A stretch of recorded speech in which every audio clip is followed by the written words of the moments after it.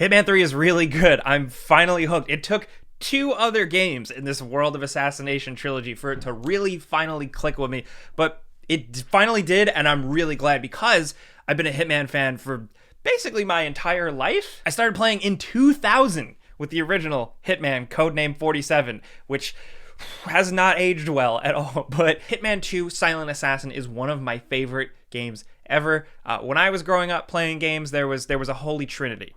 Stop me if you... There was Sam, there was Snake, and there was 47. You put some respect on that. I feel like Siphon Filters in the corner are like, hey, me too. No, shut up. Hitman, the series, at its height, which continued on for a really long time, from 2, Contracts, Blood Money, all of them just absolute bangers.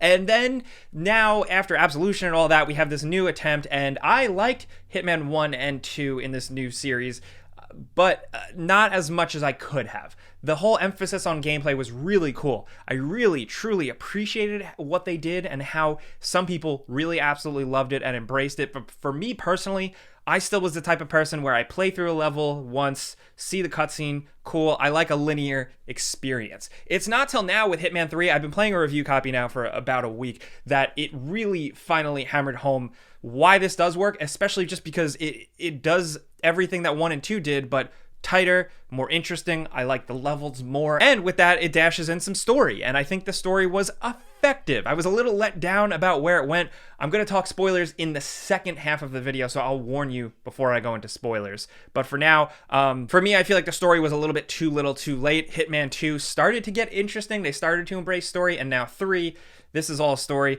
The actual story and the ramifications itself is one thing, but one thing that the story does do that is very good is that it adds a little bit more agency to some of the levels. It's a little bit less just you click mission objective, Diana gives you a briefing, and then you just choose your layout and you go assassinate some random person after just basically getting a bunch of random throwaway exposition about the company that this evil person owns. It doesn't matter at all. 3 adds a little more context to a lot of things that makes it more interesting, especially when it starts to actually affect some of the mission objectives and the gameplay, and it changes things. And that's where it starts to feel, at least for me, a little bit more like a traditional Hitman experience, a linear single-player narrative. Like, you can say that the stories were never really that good or really the emphasis in the old games, that's fine, but there was something about like the vibe and the tone and the atmosphere of still playing through that experience, that adventure, that nailed it. And I'm happy that it's kind of back here. But again, with that, the other reason why I really like it is because the gameplay finally really clicked for me. Like, as like a video game person, I think about games, I read about them, I play them all day, I study. I appreciated 1 and 2, what they built here, this whole like way of kind of stretching out replayability, but not in like a forced way, in an earned way where it encourages you to replay levels over and over again with progression, ranking, unlocks, just so many different ways to experience. Almost like it was like every level that you play and replay, it's almost like re-rolling an RPG character every single time you jump in, but just for like a little while, if that makes sense. The World of Assassination trilogy, Hitman 1, Hitman 2, Hitman 3, they really went all in on the gameplay, and now I'm loving it, especially because the maps are so good. So there's Dartmoor Manor, that's like this whole solving a mystery thing, which is really cool. There is an absolutely incredible like outskirts of Berlin, Germany level that kind of reminded me of Dark, where the town took place. But what I liked specifically about these maps is that they were less overwhelming, in the sense that in 1 and 2, sometimes I was just like, holy shit, they gave me like multiple city blocks. What is going on? It takes a while to really sink your teeth into. Here, it's more compacted, tight, interesting, condensed, but still, you know, big enough to explore and warrant those replays. But it's more down to basics. It's Agent 47 going into an old mansion, or 47 going into a massive high-rise office hotel building thing. It's 47 going to a big club party. Like, those are the places where he's always thrived. That's where Hitman scenarios have always really thrived, and I'm happy that they're doing it here. It's very cool to have like streets of exotic Italy or a racetrack stadium. Very cool. But these maps just really, really specifically clicked for me. I fell in love with them, and I found myself immediately jumping to replay them. Whereas in 1 and 2, I was like, okay, I appreciate it, but not for me. now I was like, yeah, let's go back. I want to see more of that level. Also, gotta point out, I'm just so glad and happy that this series really has retained its absurdity, where you can like slap a man with a fish while you're dressed up like a chicken. I'm glad these games still walk that line between super serious grim darkness and just wacky dumb shit. I actually have a request. Like, I know no one cares, but like if IO Interactive was to actually watch this video, this is gonna contradict my point about overwhelming level sizes, but if they can make one Hitman level, make it a shopping mall. I would love to see 47 stalk his target as they go about a shopping mall and go in random stores while they have maybe a bodyguard or two, and you have all these different options of different retail stores to disguise yourself or use things in the stores to do your murder. Yeah, anyway, I digress. I think this is a really good time. I love this the most of the three. It was like Hitman 1 with the whole season thing. It was like they were going to go episodic, and they came up with this whole concept of replayable levels and getting more out of them, right? Because of the episodic nature.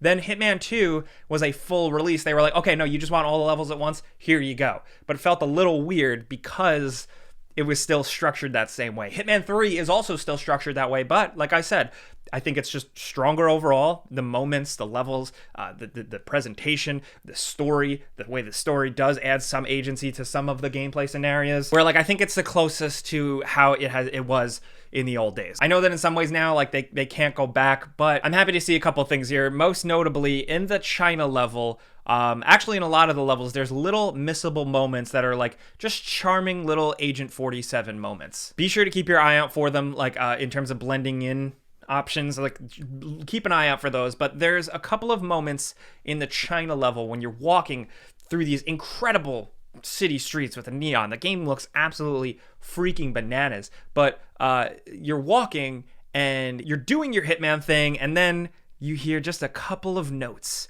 of music. And I know a lot of you guys out there are in the same generation as me, played a lot of these old type of games. Jesper Kid, the music composer, behind many things. Some of the Splinter Cell games, some of the early Assassin's Creed titles, and most notably, Hitman.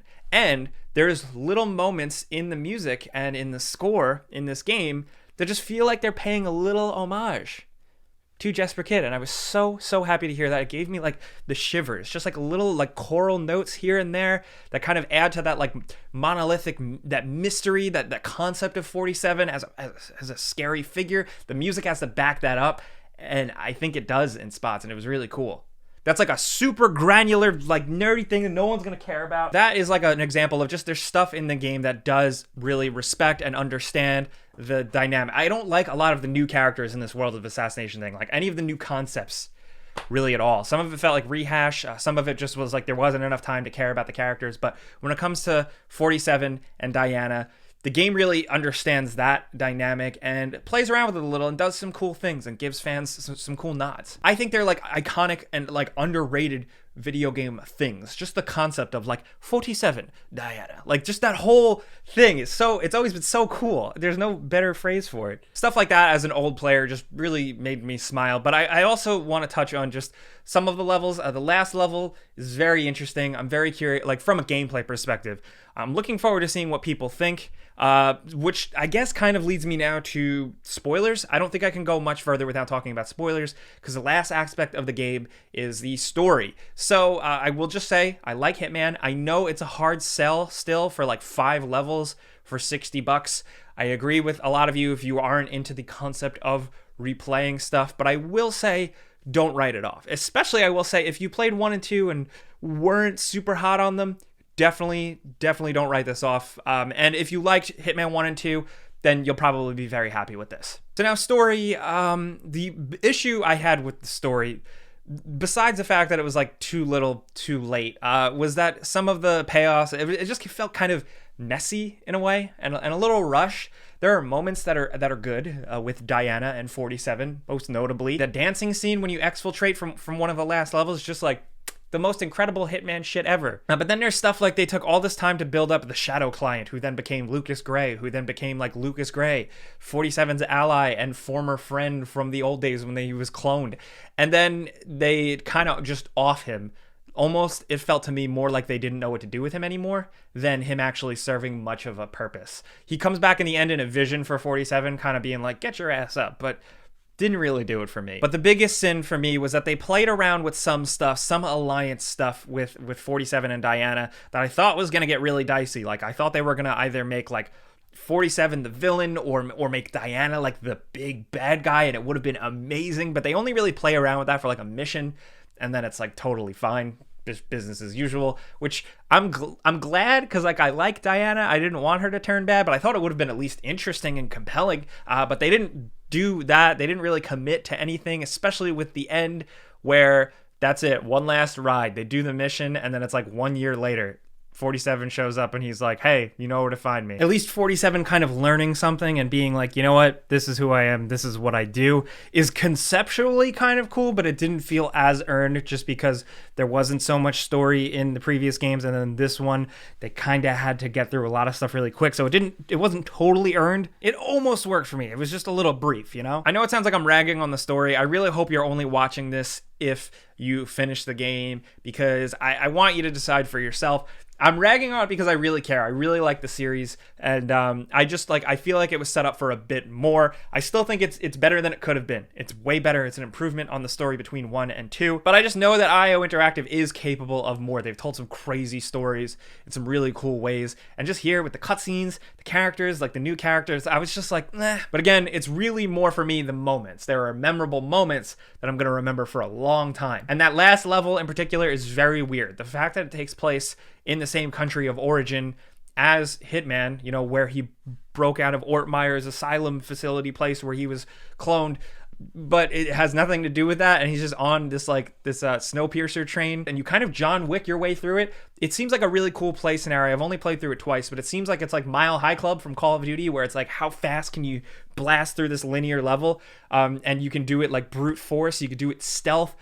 I thought it was really cool. It was also very different in terms of Hitman mission concepts, and I feel like it could have collapsed on itself design-wise, but impressively, it doesn't really.